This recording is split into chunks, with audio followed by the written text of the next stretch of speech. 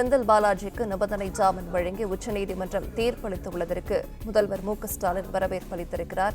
விவரங்களை நம்முடைய செய்தியாளர் ராஜகுமரன் வழங்கிட கேட்கலாம். ராஜகுமரன் வணக்கம். இது பற்றிய விரிவான விவரங்களை பதிவு.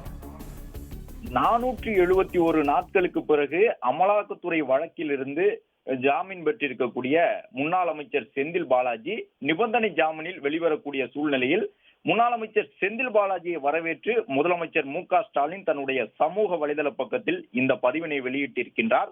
கைது செய்து சிறையிலேயே வைத்து விடுவதால் சகோதரர் செந்தில் பாலாஜியின் உறுதியை குலைக்க நினைத்தார்கள்.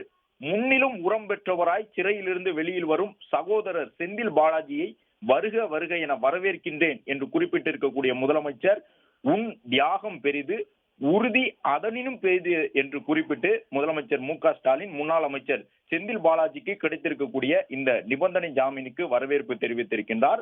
அதன்படி தன்னுடைய சமூக வலைதள பக்கத்தில் பதிவிட்டிருக்கக்கூடிய முதலமைச்சர், ஆருயிர் சகோதரர் செந்தில் பாலாஜி அவர்களுக்கு 471 நாட்களுக்கு பிறகு உச்ச நீதிமன்றத்தால் பிணை கிடைத்திருக்கின்றது.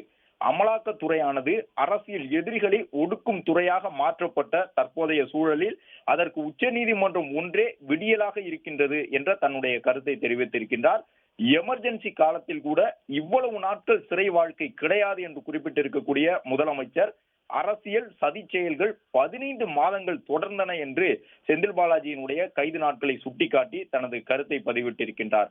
அது மட்டுமல்லாமல், கைது செய்து சிறையிலேயே வைத்து விடுவதால் சகோதரர் செந்தில் பாலாஜியின் உறுதியை குலைக்க நினைத்தார்கள் என்று குற்றம் சாட்டியிருக்கக்கூடிய முதலமைச்சர், முன்னிலும் உரம் பெற்றவராய் சிறையிலிருந்து வெளியில் வரும் சகோதரர் செந்தில் பாலாஜியை வருக வருக என வரவேற்பதாக குறிப்பிட்டிருக்கின்றார். அது மட்டுமல்லாமல், உன் தியாகம் பெரிது, உறுதி அதனினும் பெரிது என்று குறிப்பிட்டு முதலமைச்சர் மு.க.ஸ்டாலின் முன்னாள் அமைச்சர் செந்தில் பாலாஜிக்கு வழங்கப்பட்டிருக்கக்கூடிய நிபந்தனை ஜாமீனுக்கு வரவேற்பு தெரிவித்து உச்சநீதிமன்றத்திற்கு நன்றி கூறக்கூடிய வகையிலும், அது மட்டுமல்லாமல் செந்தில் பாலாஜியினுடைய தியாகமும் உறுதியும் மிக பெரிது என்று குறிப்பிட்டும் தன்னுடைய சமூக வலைதள பக்கத்தில் இந்த பதிவினை வெளியிட்டிருக்கின்றார். அமைச்சரவை மாற்றம் தொடர்பாக ஏற்கனவே முதலமைச்சர் 2 முறை உறுதி செய்திருக்கின்றார். அமைச்சரவையில் மாற்றம் உறுதியாக உண்டு என்று. இறுதியாக நேற்று முன்தினம் கூட அமைச்சரவையில் மாற்றம் உண்டு, அமைச்சரவை மாற்றம் குறித்து எதிர்பார்ப்பவர்களுக்கு நிச்சயமாக ஏமாற்றம் இருக்காது என்று குறிப்பிட்டிருந்தார் முதலமைச்சர். இந்த நிலையில் முன்னாள் அமைச்சர் செந்தில் பாலாஜி தமிழ்நாடு அரசினுடைய மதுவிலக்கு, மின்சாரம், ஆயத்தீர்வைத்துறையினுடைய அமைச்சராக இருந்து அதன் பிறகு சிறை சென்றதன் காரணமாக தன்னுடைய பதவிகளை ராஜினாமா செய்திருக்கக்கூடிய சூழலில் மீண்டும் அவர் அமைச்சராவதற்கு எந்த விதமான தடையும் இந்த நிபந்தனை ஜாமீனில் இல்லை என்ற கருத்தை சற்று முன்பாக என்ஆர் இளங்கோ உள்ளிட்ட திமுக வழக்கறிஞர்கள் தெரிவித்திருந்ததை பார்த்தோம்.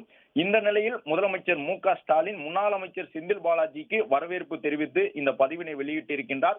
எனவே இந்த அரசு, தற்போதைய தமிழக அரசு அமைச்சரவை மாற்றத்திற்கான தேதியை தள்ளி வைத்ததற்கான காரணம் ஒருவேளை முன்னாள் அமைச்சர் செந்தில் பாலாஜி தொடர்பான வழக்கில் இன்று உச்சநீதிமன்றம் வழங்க இருந்த தீர்ப்பை எதிர்பார்த்து தானா என்ற ஒரு கேள்வியையும் அரசியல் களத்தில் எழுந்திருக்கக்கூடிய சூழலில் முதலமைச்சருடைய இந்த வரிகள் மிக முக்கியமானதாக பார்க்கப்படுகின்றது.